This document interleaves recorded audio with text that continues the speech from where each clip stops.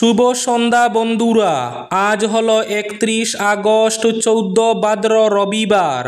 আজকের সন্ধ্যার বিশেষ বিশেষ খবরগুলি হলো, আজ মুখ্যমন্ত্রী বরাকে আসতেই বরাক কাঁপানো দলাইয়ের ইমরান খুনের মামলায় মুখ্যমন্ত্রীকে অবগত করে ফাস্ট ট্র্যাক বিচারের দাবি। ইমরানের স্ত্রী রিনা এবং বিজু লস্করের কঠোর শাস্তির দাবি। তাৎক্ষণিকভাবে পুলিশ সুপারকে ব্যবস্থা নিতে নির্দেশ মুখ্যমন্ত্রী হিমন্ত বিশ্ব শর্মার। শিলচর অন্নপূর্ণা সেতুতে গোমাংস উদ্ধারের ঘটনায় নতুন মোড়, গোমাংস সরবরাহকারী রমেশ রায়। ব্রহ্মপুত্র উপত্যকার পর এবার বরাকেও হবে বৃহৎ উচ্ছেদ অভিযান। আজ বরাকে সে হুঙ্কার মুখ্যমন্ত্রী হিমন্ত বিশ্ব শর্মার। আজ শিলচর রাঙ্গিরখাড়ি পয়েন্টে নেতাজির মূর্তি উন্মোচন করলেন মুখ্যমন্ত্রী হিমন্ত বিশ্ব শর্মা। আজ শিলচর আউলিয়া বাজারে এক ভয়ঙ্কর সড়ক দুর্ঘটনা, গুরুতর আহত 5 জন। কাটিগড়া সহ বরাকের 3 জেলায় হবে মেগা স্বাস্থ্য মেলা, শিশুদের জন্য থাকছে বিনামূল্যে পরিষেবা। সেরা এনএসএস রাজ্য পুরস্কার পাচ্ছে শিলচর আসাম বিশ্ববিদ্যালয়। ফের এয়ার ইন্ডিয়া বিমানে বিভ্রাট, মাঝ আকাশে ইঞ্জিনে আগুন, দিল্লিতে জরুরি অবতরণ। শিলচর কচুদরমে আগুনে পুরল ব্যবসায়ীর ঘর, জলে ছাই গরু ছাগল। দায়িত্বভার গ্রহণ করার 3 দিনের মাথায় ফের চাকরি থেকে বরখাস্ত হলেন বাঙ্গা এইচএস স্কুলের অধ্যক্ষ আসার উদ্দিন। এবং শেষ খবরটি, 30 ঘন্টা পর বরাক গৌহাটি রোডে গাড়ি চলাচল শুরু, অবশেষে স্বস্তি।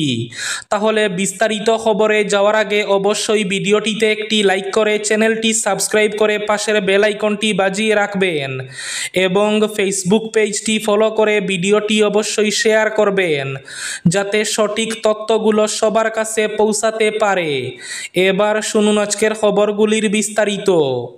প্রথম খবর, আজ মুখ্যমন্ত্রী বরাকে আসতেই বরাক কাঁপানো দলাইয়ের ইমরান হোসেন বরবুইয়ার খুনের মামলায় মুখ্যমন্ত্রীকে অবগত করে ফাস্ট ট্র্যাক বিচারের দাবি। ইমরানের স্ত্রী রিনা এবং বিজুকে কঠোর শাস্তির দাবি। তাৎক্ষণিকভাবে পুলিশ সুপারকে ব্যবস্থা নিতে নির্দেশ মুখ্যমন্ত্রীর। ফাস্ট ট্র্যাক বিচারের দাবিতে প্রয়াত ইমরানের সন্তানদের সঙ্গে নিয়ে মুখ্যমন্ত্রীকে স্মারকপত্র প্রদান বরাক ডেভেলপমেন্ট পরিষদের। দক্ষিণ দলাইয়ের রাজনগর খুলিসরা জিপি সভাপতি ইমরান হোসেন খুনের কাণ্ডের ঘটনার ফাস্ট ট্র্যাক আদালতে বিচারের দাবিতে প্রয়াত ইমরান হোসেন বরবুইয়ার ছেলে কেফায়েত ইসলাম বরবুইয়া, ছোট ছেলে নাকিব হোসেন বরবুইয়াকে সঙ্গে নিয়ে অসমের মুখ্যমন্ত্রী হিমন্ত বিশ্ব শর্মার দ্বারস্থ হন বিডিপির চেয়ারম্যান এম হিফজুর রহমান লস্কর। ইমরানের ছেলের মাথায় হাত বুলিয়ে খেয়াল রাখবেন বলে জানান মুখ্যমন্ত্রী। উল্লেখ্য, ইমরান খুনের ঘটনায় তার স্ত্রী রিনা বেগম বরবুইয়া এবং তার বিজু লস্করকে গ্রেফতার করে আদালতে পেশ করে পুলিশ। বিজু লস্করের সঙ্গে সম্পর্কে জড়িয়ে রিনা বেগম বরবুইয়া তার স্বামী ইমরান হোসেন বরবুইয়াকে ঠান্ডা মাথায় খুন করার অভিযোগ উঠে। আজ বরাকে সেই হুঙ্কার মুখ্যমন্ত্রী হিমন্ত বিশ্ব শর্মার। ব্রহ্মপুত্র উপত্যকার মতো এবার বরাক উপত্যকায়ও হবে বৃহৎ উচ্ছেদ অভিযান। বরাকেও বিভিন্ন স্থানে উচ্ছেদ অভিযান চালানো হবে। বরাকের হিন্দু বাঙালিদের সমস্ত সমস্যার সমাধান করা হবে। আজ বরাকে এসে এই ঘোষণা মুখ্যমন্ত্রী ডক্টর হিমন্ত বিশ্ব শর্মার। আজ রাঙ্গিরখাড়ি পয়েন্টে নেতাজির মূর্তি উন্মোচন করলেন মুখ্যমন্ত্রী হিমন্ত বিশ্ব শর্মা। উন্মোচিত হল শিলচর রাঙ্গিরখাড়ি পয়েন্টে পুনঃস্থাপন করা নেতাজি সুভাষচন্দ্র বসুর মূর্তি। সূচি অনুযায়ী মুখ্যমন্ত্রী হিমন্ত বিশ্ব শর্মা আজ বিকেল 3:30 নাগাদ মূর্তির উন্মোচন করেন। 9.5 ফুট বেদির উপর 10 ফুট উঁচু নেতাজি মূর্তি উন্মোচনে মুখ্যমন্ত্রীর সঙ্গে ছিলেন 2 মন্ত্রী কৌশিক ও কৃষ্ণেন্দু পাল। আজ শিলচর আউলিয়া বাজারে এক ভয়ঙ্কর সড়ক দুর্ঘটনায় গুরুতর আহত হন 5 জন। আজ রবিবার শিলচর আউলিয়া বাজারে পথ দুর্ঘটনা সংঘটিত হয়। জানা যায় একটি অটো এবং বাইকের মুখোমুখি সংঘর্ষ হয়। এতে গুরুতরভাবে আহত বাইক চালক সহ অটোতে থাকা যাত্রী। স্থানীয়রা সঙ্গে সঙ্গে পুলিশকে খবর দেন। পুলিশ ঘটনাস্থলে পৌঁছে স্থানীয়দের সহযোগিতায় আহতদের উদ্ধার করে চিকিৎসার জন্য মেডিকেল কলেজ ও হাসপাতালে পাঠায়। তবে আহতদের নাম ও ঠিকানা জানা যায়নি। শিলচর অন্নপূর্ণা সেতুতে গোমাংস উদ্ধারের ঘটনায় নতুন মোড়। গোমাংস সরবরাহকারী রমেশ রায়। শিলচর থেকে উদ্ধার হওয়া 5,000 কেজি গোমাংসের প্রকৃত মালিকের সন্ধান মিলেছে। জানা গেছে এই মাংস সহ ট্রাকটি ছিল কামরূপ জেলার রমেশ রায় নামের এক ব্যক্তির।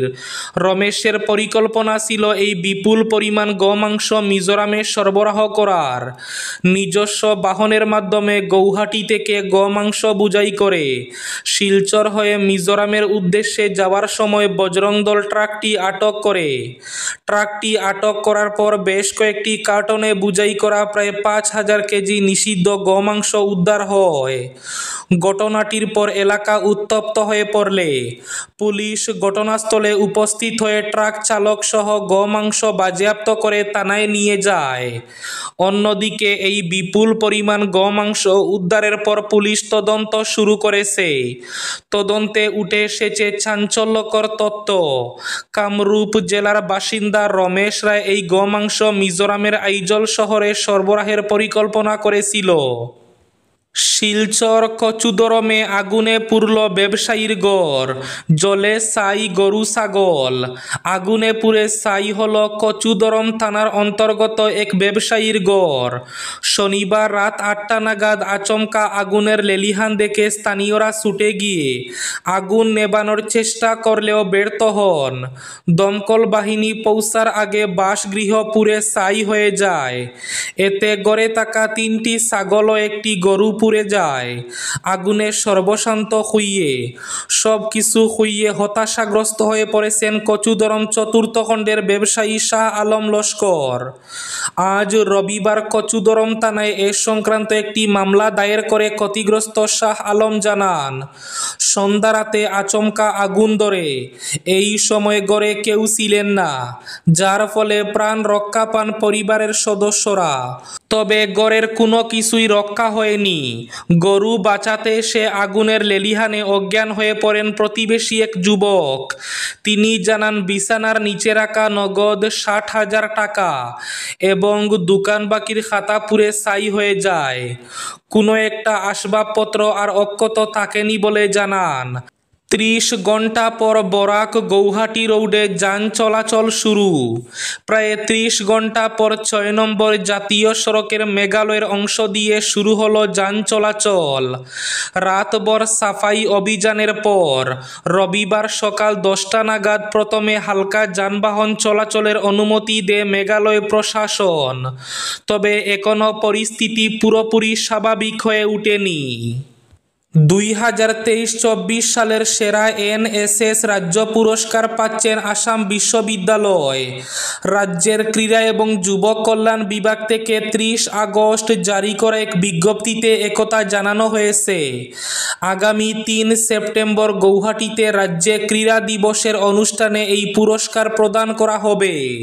দায়িত্ব গ্রহণের 3 দিনের মাথায় বাধ্যতামূলক অবসরে অধ্যক্ষ আসার উদ্দিন। নাটকীয়তার দায়িত্বভার গ্রহণ করার 3 দিনের মাথায় ফের চাকরি থেকে বরখাস্ত হলেন বাঙ্গা এইচএস স্কুলের অধ্যক্ষ আসার উদ্দিন। এবার চাকরি থেকে বাধ্যতামূলক অবসর গ্রহণ করতে হলো তাকে। রাজ্য মাধ্যমিক শিক্ষা বিভাগের ডাইরেক্টর মমতা হুজাইয়ের এক নির্দেশনায় আসার উদ্দিনকে বাধ্যতামূলক অবসর নিতে হয়েছে। জানা গেছে 2023 সালের 18 মে তারিখে এক স্কুল ছাত্রীকে নিগ্রহের অভিযোগে 20 মে তারিখে শ্রীভূমি জেলা স্কুল সমূহের পরিদর্শক আসারউদ্দিনকে বরখাস্ত করা হয়। এই বরখাস্তকে চ্যালেঞ্জ জানিয়ে গৌহাটি হাইকোর্টে মামলা দায়ের করেন আসারউদ্দিন। গত 26 আগস্ট গৌহাটি হাইকোর্টের নির্দেশে ফের অধ্যক্ষ পদে বহাল হন আসারউদ্দিন, কিন্তু 3 দিনের মাথায় রাজ্যে মাধ্যমিক শিক্ষা বোর্ডের নির্দেশে ফের অবসর নিতে হয় আসারউদ্দিনকে। তার বিরুদ্ধে অভিযোগ, 2023 সালের মে মাসে দীর্ঘদিন তিনি বিভাগীয় কর্তৃপক্ষকে না জানিয়ে ছুটি নিয়েছেন। এছাড়াও বাঙ্গা এলাকায় তার গুড উইল নেই বলে অভিযোগের ভিত্তিতে তাকে অবসরে যেতে হয়েছে। এদিকে আসারউদ্দিনের পক্ষ থেকে তার ছেলে গুলজার আহমেদ এক ভিডিও বার্তায় জানান, তার বাবার বাধ্যতামূলক অবসর দুর্ভাগ্যজনক। বাবার বিরুদ্ধে তোলা অভিযোগগুলো উদ্দেশ্য প্রণোদিত। তিনি বলেন, আসারউদ্দিনের এই নির্দেশকে আবার হাইকোর্টে চ্যালেঞ্জ জানাবেন। কাটিগড়া সহ বরাকের 3 জেলায় হবে মেগা স্বাস্থ্য মেলা। শিশুদের জন্য থাকছে বিনামূল্যে পরিষেবা। মুখ্যমন্ত্রী হিমন্ত বিশ্ব শর্মা ও স্বাস্থ্যমন্ত্রীর সুদূর প্রসারী চিন্তাধারা বাস্তবে রূপান্তরিত হতে চলেছে। রাজ্য সরকারের উদ্যোগে এবার বরাক উপত্যকার 3 জেলায় একযোগে অনুষ্ঠিত হবে মেগা স্বাস্থ্য মেলা।